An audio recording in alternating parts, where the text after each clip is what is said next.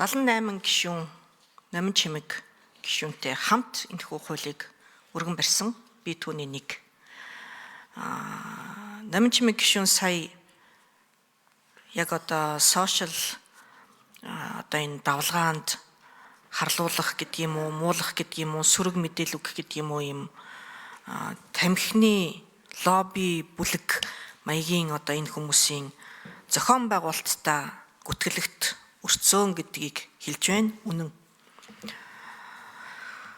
Тэгэхээр энэ бол маш харамсалтай. Бид зүгээр нэг Номин Чимгийн одоо эрх ашгийг хангаж, Номин Чимгийн хуулийг батлах гэдэг асуудал огтос биш. Насанд хүрсэн хүн тамхи татж байгаа нь өөрийн ухамсарт сонголт мөн. Энэ хуулийн гол агуулга нь бол ердөөсөө бид бас насанд хүрээгүй хүүхдүүдийг хамгаалах зорилго агуулгадж байгаа. Шууд болон шууд бус аргаар. За шууд аргаараа яаж бид нар хамгаалах гэдэг нь гэхээр нэгдүгээрт сургуулийн орчинд нээлттэй борлуулагдж байгаа ямар нэгэн зохицуулалтгүй гэдэг энэ шалтгаанаар худалдаачид хүүхдүүдэд цахилгаан электрон тамхи борлуулж байгааг хориглох. Нүдэнд нь ил нээлттэй гоё жимсний одоо зурагтай гой үнэр амттай ийм тамхиг нүдэнд одоо нээлттэй байгааг нэгдүгээрт болох. Амт үнэрийг ер нь бол хориглох гэсэн ийм одоо зорилгыг бол агуулж байгаа.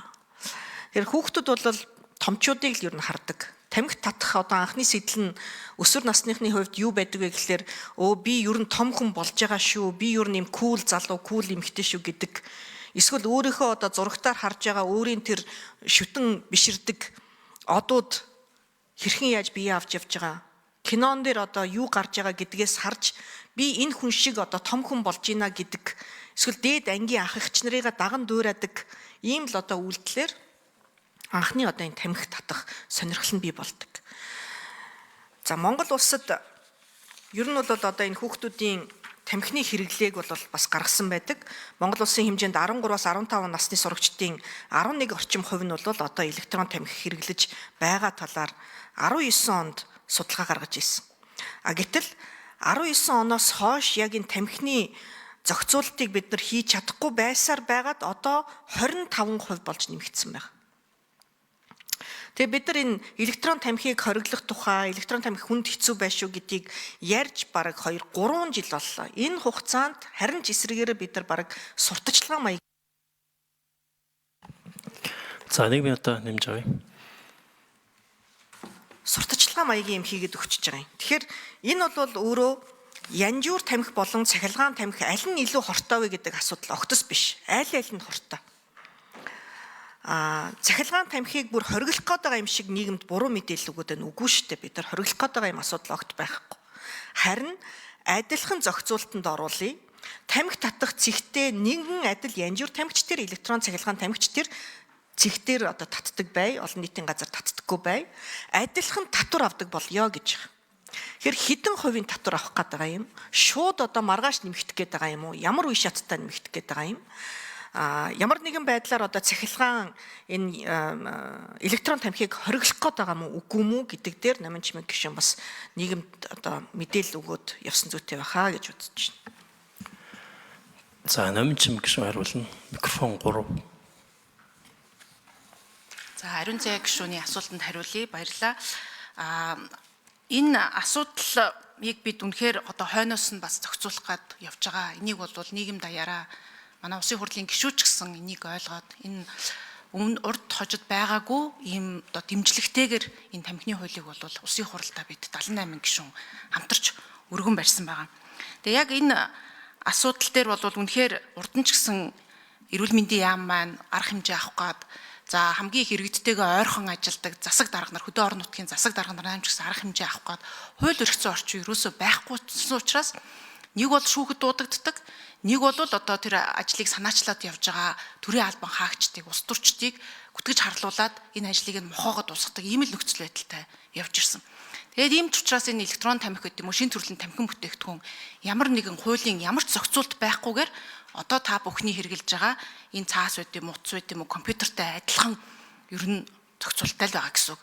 Тэгээ гайлын албан татвар дээр бол электрон бараа гэдгээр зарим бүтээгдэхүүн орж ирээд одоо тамхи гэж үзэгддэггүй байсан учраас ямар зохицуулт байхгүй маш одоо цахим орчинд маркетинг өндөр явдаг, маш өндөр ашиг орлогоороо энийгээ сурталчилдаг. Ингээд түрүүн хэлсэн 2020 онтой харьцуулахад импортын хэмжээ 175 дахин буюу 47,000-аас 8.2 сая ширхэг болж энэ маань өөрөө Монголын үр хүүхдүүд одоо дунд сургууль, ахлах сургууль байж байгаад одоо бага сургууль руу орж ийн ийм асуудал болоод байгаамаа. Тэгэхээр энийг бол ариун зай гишүүн яг хэлж байгаачлан бид нар бол одоо эдийн засгийн аргаар, зохицуултын аргаар өмнөх тамхин бүтээгдэхүүнүүдтэй адилхан болж хуульчлаа гэж байгаа. Тэрнээс нёгийг нь хааж хориод нөгөөг нь дэмжих гээд байгаа зүйл юу байхгүй. Нийтээрээ тамхин бүтээгдэхүүний одоо хэрэглээгээ багасгахын тулд адилхан зохицуултанд оруулъя гэсэн ийм л зорилт бол тавьж байгаа. За татварын хувьд бол онцгой албан татварыг бас үе шаттайгаар энийг бол нэмэгдүүлэхээр тооцоолсон байгаа. Энийг манай эрүүл мэндийн яамныхан, татврынхан, гайлынхан, ажлын хэсгийнхан маань Женев дэх дэлхийн эрүүл мэндийн байгууллагын татврын одоо бодлогын газрынхантай хамтарч Монгол улсынхаа нөхцөл байдал, худалдаа авах чанар, инфляц гэд бүх энэ үзүүлэлтүүдийг оруулж байгаад тооцоолж гаргасан үе шаттай нэмэх утга. 26-аас 30 он хүртэл одоо аажмаар нэмнэ. За ингээд 30 он хүртэл нэмжээж бид нар одоогийн байгаа тамхиталтын хэмжээгээ 14%-аар буулгаж чадхаар ийм тооцоол бол гарсан байгаа. Электрон тамхины хувьд ч гэсэн яг энэ дээр одоо дүүцүүлэх маягаар дүнсэн тамхи, янжуур тамхи те энэ бүгдийг 26-аас 30 он хүртэл үе шаттай нэмнэ. Ингэжээж бид нар бол эдийн засгийн одоо энэ зохицуулалтаар одоо хэрэглээг багасгах энэ улс орнуудад хамгийн сайн одоо үр дүн гаргаж байгаа энэ жишгийг Монгол улсдаа ч гэсэн бас нэвтрүүлж үр дүнгийг үзэх ийм боломж бүрднэ гэж харж байгаа. За наривчлсан тоо мэдээллийн талаар манай сангийн яамнаас юм уу эдийн засгчдаас бас нэмэлт мэдээлэл өгөөд ямар ач холбогдолтой гэдгийг бас нэмээд тайлбарлах. За сангийн яамны мөрчтөн хаана бол микрофон руу төхье. Микрофон дээр сунда. Сая ариун зай гишүүн тодорхой асуусан. Татварыг яг яаж нэмж байгаа, ямар хугацаатай шатлалтаа нэмж байгаа вэ? Тэгэд огцом нэмж байна гэсэн шүүмж яриа гараад байгаа. Микрофон 5 дээр суура. Тэр нөгөө талд. Тэгэхээр татварыг ямар үе шаттайгаар яг хэдээр нэмж байгаа, тэр нь тийм огцом юм уу, айж юу юм уу гэдгийг тодорхой мэдээлэл өгөөрэй. Микрофон 5.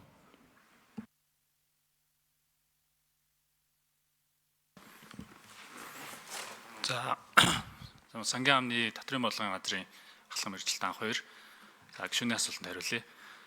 Яг нь татврыг дөрвөн намжим гишүүний хэлсэнчлэн яг дэлхийн эрүүл мэндийн байгууллагын зөвлөмжийн дагуу 2030 он гэхэд тамхины одоо шишиг тамхины үнийн татврын эзлэх хувийг 75% хүргэх тийм зорилтыг ер нь бол төвшүүлж байгаа. Тэгэхээр энэ зорилтод хүрэхийн тулд бид нэр шууд ерөөсөө дараа жилээс эхлүүлээл асар өндөр хэмжээгээр нэмэгдүүлэх боломжгүй. Тэгэхээр тодорхой түвшинд яг аргачлал хийгээд дэлхийн эрүүл мэндийн байгууллагын мэргэжилтнүүдтэй зөвлөсний үндсэн дээр татврыг тооцооллыг хийж гүйцэтгээд одоо бүх талын тооцоо судалгаануудыг үндэслээд тодорхой хэмжээнд бол мэдээж дараагийн төсвийн жилээс бол 2 дахин орчим нэмэгдэхээр байгаа юм. Гэхдээ гүйцээж хариулъя. 5. За яг сангийн яамны зүгээс яг энэ дэд ажлын хэсэгт орж ажиллахдаа бас нэг тооцооллыг хийж гүйцэтгсэн. Энэ нь ер нь ойролцоогоор нэг хайрцаг тамхины 20 ширхэг тамхины үн ямар хэмжээгээр нэмэгдэх вэ гэдэг нэг ийм тооцоолол хийсэн. Энэ дээрээс аваад үзэхэд бол дунджаар 12-оос 17% нэмэгдэлтэй байхаар ер нь бол нэг 3500 төгрөгөөр зарагддаг хайрцаг тамхи бол нэг 4000 гаруй орчим болж нэмэгдэнэ гэсэн ийм тооцоолол 2026 онд. Айжим нэмнэ гэсэн нь хэдэн жилийн хугацаатай ямар шатлалтаа нэмэх юм тэрийг жоохон тодруулаад хэлчих хэрэгтэй. 30 он хүртэл юм уу? 40 он хүртэл юм уу?